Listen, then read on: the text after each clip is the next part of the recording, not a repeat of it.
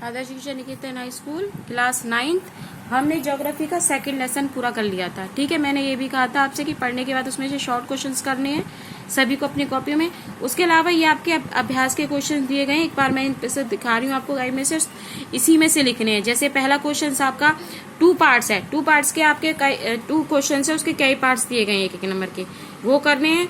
ठीक है, जैसे भूवर्गीय प्लेटें क्या है, भीतर पृथ्वी के भीतर होने वाले भूत तरंगे शेप से साफ उत्पन्न होता है। इस तरह धरती की सतह से फाड़कर भूखंड निकलते हैं, उन्हें क्या करते हैं, भूवर्गीय प्लेटें कहते हैं। जैसे आज के कौन से महाद्वीप गोंडवाना लैंड के भाग हैं, तो कौन कौन से भाग हैं जो कि महाद्वीप के गोंडवाना लैंड हैं, तो सबसे पहले आएगा भारत, ऑस्ट्रेलिया, दक्षिण अफ्रीका, दक्षिण अमेरिका के इसमें भाग शामिल है।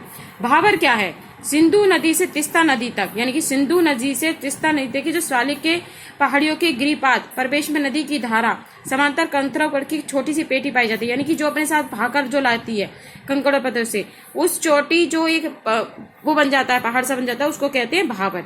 ठीक है, हिमालय के 3 प्रमुख विभागों के नाम उत्तर से दक्षिण में लिखिए, यानी कि हिमालय जो है, क्वेश्चन समझो जरा, हिमालय के 3 प्रमुख विभागों के नाम तो उत्तर से दक्षिण के क्रम में बताइए। तो सबसे पहले उत्तर में हिमालय या हिमाद्री की जो पहाड़ी है, ठीक है, मध्य में हिमालय और निम्न हिमालय, फिर उसके बाद दक्षिण में क्या है, शिवालिक।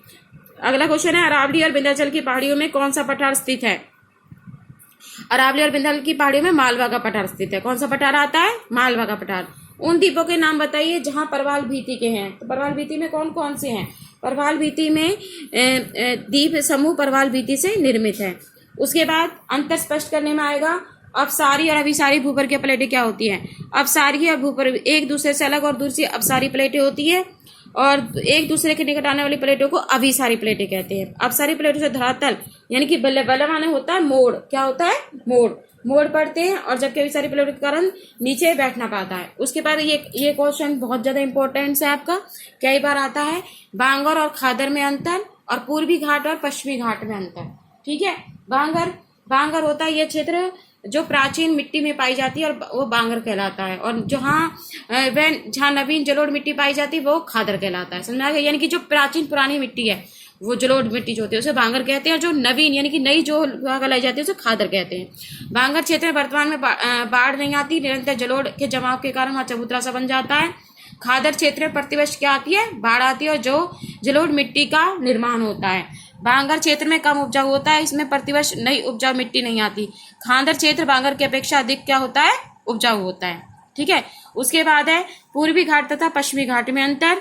ठीक है, उसके बाद है चौथा क्वेश्चन से आपके बताइए, हिमालय का निर्माण कैसे हुआ, कि भाई हिमालय जो है किस तरह से बना था।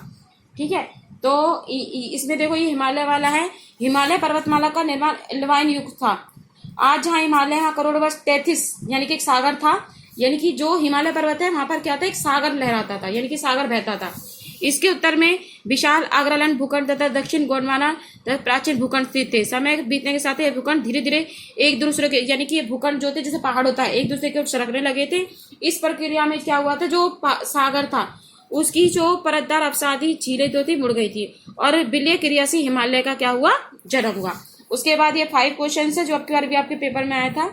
भारत के प्रमुख भू आकृति विभाग कौन से हैं, हिमालय क्षेत्र तथा प्रायद्वीपीय पठार के 24 लक्षणों में इसका अंतर दिए, तो कौन कौन से हैं। उत्तर के विशाल में दक्षिण पर्वत हिमालय पर्वत, उत्तर भारत का मैदान सतलुज गंगा ब्रह्मपुत्र, और प्रायद्वीपीय पठार का दक्षिण का पठार। ठीक है, उसके बाद ये आपका क्वेश्चन है, भारत के उत्तरी मैदानों का वर्णन कीजिए, और 7 क्वेश्चन है, निम्नलिखित पर सब्जेक्ट नोट लिखिए। मध्य हिमालय, ये 2 नंबर के क्वेश्चन से पूछा जाता है, जिसे एक नोट पूछ लिया जाता है। मध्य हिमालय क्या है, मध्य उच्च भूमि क्या है, भारत के द्वीप समूह क्या है। ठीक है, ये सभी क्वेश्चन आपको अपनी कॉपी में लिखने हैं, और साथ में जो आपका मैप है वो आपको इसके साथ पेस्ट करना है लेसन के साथ। तो उसमें क्या क्या भरना है, बेशक टिक कर लेना, मैं बता देती हूँ। जैसे यहाँ पर दे रखा है श्रेणी भरनी है आपको। ठीक है, तो सबसे पहले लद्दाख श्रेणी, ठीक है, कोराकोरम श्रेणी, कैलाश श्रेणी, ठीक है, ये उसके बाद जो शिवालिक श्रेणी, और उसके अलावा जो आपकी जो पर्वत श्रेणी है वो भरनी है। जैसे K2 पर्वत श्रेणी है, नंगा पर्वत है, ठीक है, कोराकोरम है, ये और ये सारी जो है आपको ये पर्वत श्रेणी अपने उसमें भरनी है। मैप में भरनी है और उस मैप को अपने उसमें पेस्ट करना है। ठीक है, आज के लिए इतना ही। नेक्स्ट अगली क्लास में देखेंगे उसका हिस्ट्री का सेकंड लेसन करेंगे।